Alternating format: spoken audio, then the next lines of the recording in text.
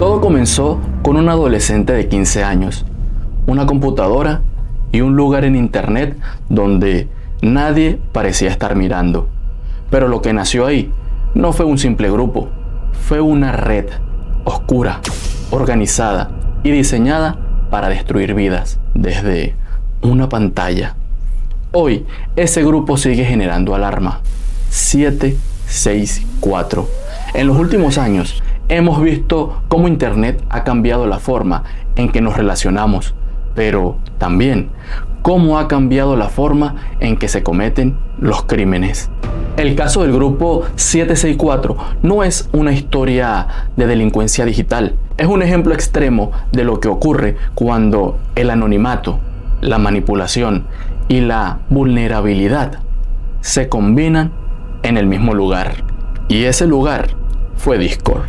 Todo se remonta al año 2021. Un adolescente en Texas llamado Bradley Candehat tenía solo 15 años. Él creció en un entorno religioso, pero su entorno familiar comenzó a desmoronarse. A eso se sumó el acoso escolar. Y poco a poco, según una investigación publicada por The Washington Post en 2024, ese adolescente empezó a aislarse, a llenarse de rabia, de frustración, de resentimiento, y como muchos otros en su situación, buscó refugio en internet, pero no encontró ayuda. Encontró algo mucho más peligroso, una comunidad que validaba lo peor de él. Desde esa plataforma, este joven creó un espacio privado, un servidor, un lugar donde personas con intereses similares se reunían. Pero esto no era un foro cualquiera, era un entorno donde se fomentaba la manipulación, la explotación y el abuso sistemático. Las víctimas no eran elegidas al azar, eran buscadas, identificadas y luego presionadas psicológicamente. El método no siempre era la fuerza, era algo más sofisticado: control emocional, aislamiento, amenazas, coerción.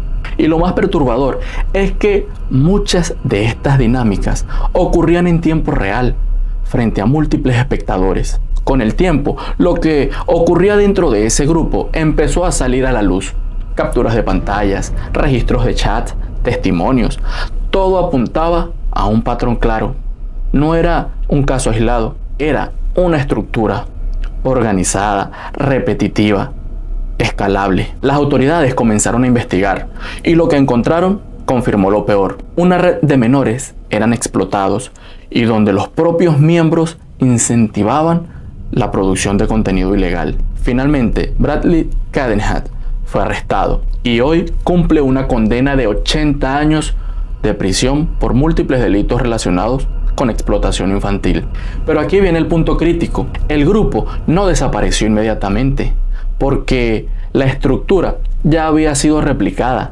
Y ahí es donde tenemos que detenernos, porque este caso no es sobre un individuo, es sobre un sistema. Como abogado, hay algo que resulta especialmente preocupante: la velocidad con la que estas conductas pueden escalar en entornos digitales, la dificultad para rastrear, la facilidad para ocultarse y la capacidad de manipular a personas que ya están en una posición vulnerable. Esto no es solo un delito, es un fenómeno donde el crimen ya no necesita un espacio físico, solo conexión a internet y alguien dispuesto a cruzar la línea. Hoy, el nombre 764 sigue circulando como advertencia, como símbolo, como recordatorio de que lo que ocurre en internet no se queda en internet y que detrás de cada pantalla puede haber alguien manipulando o alguien siendo manipulado. La pregunta no es solo cómo ocurrió esto.